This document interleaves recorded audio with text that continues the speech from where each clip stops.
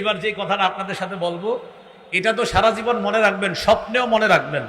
জনপ্রতিনিধি নির্বাচন করার ক্ষেত্রে আপনি যদি জেনে শুনে অন্যায়ের পক্ষ অবলম্বন করেন, তো আল্লাহর কাছে আপনি দাঁড়ানোর জন্য তৈরি থাকেন। মুসলমান ভাইয়েরা, আমাদের দেশের সামনে একটা সময় আসতেছে, আপনি বুঝে শুনে পক্ষ অবলম্বন করবেন। আপনি কাকে সমর্থন করতেছেন, কার সাপোর্ট করতেছেন, এটা আল্লাহ দেখতেছে। আপনি যদি জেনে শুনে অন্যায়ের পক্ষপাতিত্ব করেন শুধু এই কারণে যে আপনার দাদা করছে আর আপনার বাপ করছে, এই কারণে আপনিও করতেছেন, কিয়ামতের মাঠে আল্লাহর সামনে দাঁড়ানোর জন্য তৈরি থাকেন। অন্যায়ের পক্ষপাতিত্ব করা কেন? আপনাদের সামনে অনেক মানুষ বলবে, আমি যদি এই করি, আমি যদি সেই করি, তো আপনাদেরকে এমন করব তেমন করব। এগুলা শুই না আপনারা পক্ষে অবলম্বন করেন। ওই যে বাপে পক্ষ করছে, দাদা তার পক্ষে কথা বলছে, এজন্য আপনিও তার পক্ষ অবলম্বন করলেন। যেই মাত্র পক্ষে অবলম্বন করলেন, করার সাথে সাথে কিছুদিন পরে আপনাকে বাঁশ দেওয়া শুরু করলো। এটা আপনি জেনে শুনে অন্যায়ের পক্ষ অবলম্বন যদি করেন, তা আল্লাহর কাছে আপনি দাঁড়ানোর জন্য তৈরি থাকবেন। মূল আলোচনায় চলে আসি। জনপ্রতিনিধি নির্বাচন করার ক্ষেত্রে আপনি যদি জেনে শুনে অন্যায়ের পক্ষ অবলম্বন করেন, তো আল্লাহর কাছে আপনি দাঁড়ানোর জন্য তৈরি থাকেন।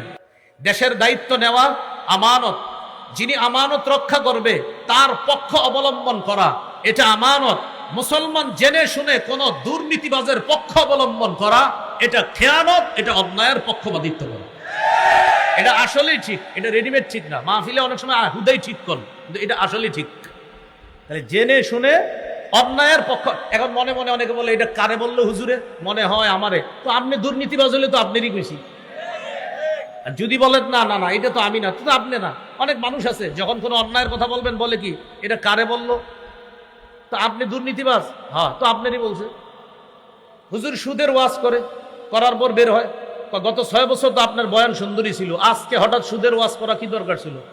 তো হুজুর জিজ্ঞাসা করে, আপনি সুদ খান? হয় না, কি বলেন, মাঝে মাঝে একটু ছোট কিস্তি দিই। তো ওয়াজ তো আপনারই করা হয়েছে।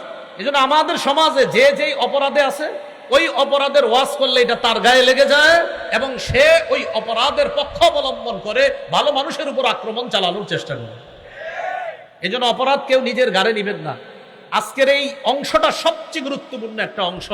বুঝে শুনে পক্ষ অবলম্বন করবেন। কোন অন্যায়ের পক্ষপাতিত্ব যদি করেন, তো আল্লাহর সামনে দাঁড়ানোর জন্য তৈরি থাকেন। আমি আল্লাহর কসম করে বলছি, অন্যায়ের পক্ষ অবলম্বন যদি করেন, তো আল্লাহর সামনে দাঁড়ানোর জন্য তৈরি থাকেন। আল্লাহ আমাদেরকে কথাগুলা বুঝার তৌফিক দান করেন। ভুল পরামর্শ দেওয়া খেয়ানত। আবু দাউদের হাদিস 3657 নম্বর হাদিস। এই হাদিসের মধ্যে আসছে, মান আশারু আলা আখিহি বিআমরিন ইয়ালামু আন্না রুশদা ফি গায়রিহি ফাকাদ খানা। কেউ যদি কোনো ব্যক্তিকে এমন বিষয়ে পরামর্শ দেয়, সে জানে এটা সঠিক পরামর্শ না। আমি ওনাকে একটা পরামর্শ দিলাম, আমি জানি পরামর্শটা সঠিক না, ইচ্ছা করেই দিছি উল্টা পরামর্শ। রাসূল বলেন এটা খেয়ানত করলা। ভুল পরামর্শ দেওয়া খেয়ানত। এবার আরেকটা অংশ আসছে, এটা আমার সাথে বলেন। অযোগ্য ব্যক্তিকে যোগ্যতার আসনে বসানো, অযোগ্য ব্যক্তিকে নেতৃত্ব দেওয়া আমানতের খেয়ানত। আবার অযোগ্য ব্যক্তিকে নেতৃত্ব দেওয়া আমানতের খেয়ানত। সহিহ মুসলিমের হাদিস 1825 নম্বর হাদিস, কিতাবুল ইমারাহ, বাবু কারাহাতিল ইমারাহ মিন গায়রি যরুরা। এই অধ্যায়ে ইমাম মুসলিম রাহমাতুল্লাহ আলাইহি একটা হাদিস আনছেন।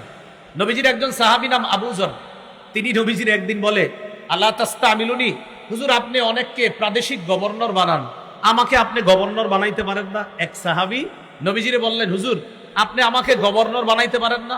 নবীজি বললেন, ইয়া আবাদার ইন্নাকা দাঈফ, আবু যর তুমি দুর্বল মানুষ, তুমি পারবা না এত বড় দায়িত্ব পালন করতে। ইন্নাহা আমানা, গভর্নরের পদ এটা আমানত। ওয়া ইন্নাহা ইয়াউমাল কিয়ামাতি খিজিয়ুন ওয়া নাদামা, এই আমানতের খেয়ানত যে করবে, কিয়ামতের ময়দানে এটা লাঞ্ছিত হওয়ার কারণ হবে, এটা অপদস্থ আর অপমানিত হওয়ার কারণ হবে। নবীজি কি বুঝাইতে চাইলেন? গভর্নরের পদে অধিষ্ঠিত হওয়া, রাষ্ট্রের কোনো দায়িত্বের জায়গায় বসে আপনি যদি আমানতের খেয়ানত করেন, খিজিয়ুন, কিয়ামতের ময়দানে লাঞ্ছিত হবেন, অনাদামা, অনুতপ্ত হবেন। তো নবীজি তার সাহাবী আবু যরকে বললেন, আবু যর তুমি দুর্বল মানুষ, তুমি এই দায়িত্ব নিয়ে এটা সুচারুরূপে পালন করতে পারবা না। ইল্লা মান আখাযাহা বিহাক্কিহা ওয়া আদ্দাল্লাযী আলাইহি ফিহা, যেই ব্যক্তি দেশের দায়িত্ব নেওয়ার পর আমানত যথাযথভাবে পালন করতে পারবে, রাস্তা করে দেওয়ার কথা বলে, রডের কথা বলে যারা রডই দিবে, বাঁশ না দিবে, এই ব্যক্তি কিয়ামতের ময়দানে লাঞ্ছিত হবে না, বরং আরশের ছায়াতলে 7 ব্যক্তিকে আল্লাহ জায়গা দিবে, এর মধ্যে এই ব্যক্তিকেও আল্লাহ অন্তর্ভুক্ত করবে। তাহলে কি শিখলাম? গভর্নরের দায়িত্ব, দেশের দায়িত্ব, এলাকার দায়িত্ব, ওয়ার্ডের দায়িত্ব, এগুলো আমানত। এই দায়িত্বের যদি একটু উল্টাপাল্টা হয়, কিয়ামতের ময়দানে লাঞ্ছিত হতে হবে, অপমানিত হতে হবে। আল্লাহ হেফাজত করেন।